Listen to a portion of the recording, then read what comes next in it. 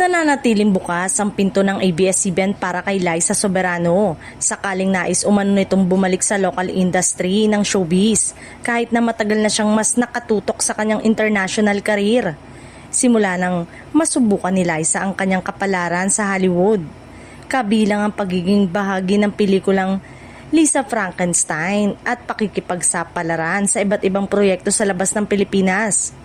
Iba-iba ang naging reaksyon ng mga fans at industriya pagdating sa kanyang posibilidad na muling magtrabaho sa lokal na telebisyon o pelikula. Noong nakaraang taon, ipinahayag ni Liza na gusto niyang mag-rebuild ng sarili at magbalik ng mas malakas at mas matured. Isang hakbang na sinuportahan ng maraming ngunit nagbigay din ng usapan sa showbiz community.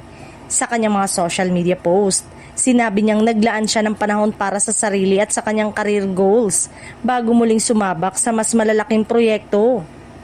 Bukod dito, pumirma siya ng kontrata sa isang bagong talent agency na Wild na nakatutok sa pag-angat ng kanyang career sa international na label.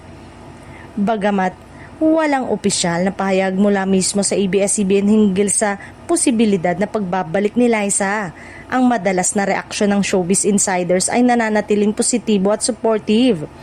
Ibig sabihin, hindi sarado ang pinto ng network at production companies kung sakaling siya ay magpasyang bumalik o tumanggap ng proyekto sa Pilipinas.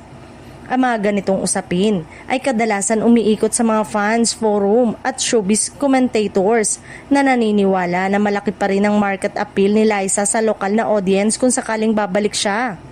Hindi man opisyal na nakatakda ang pagbabalik ni Liza Soberano sa ABS-CBN sa ngayon, malinaw na may interest pa rin ng industriya at mga fans na makita siyang muli sa lokal na proyekto kung tunay na ito ay kanyang kagustuhan.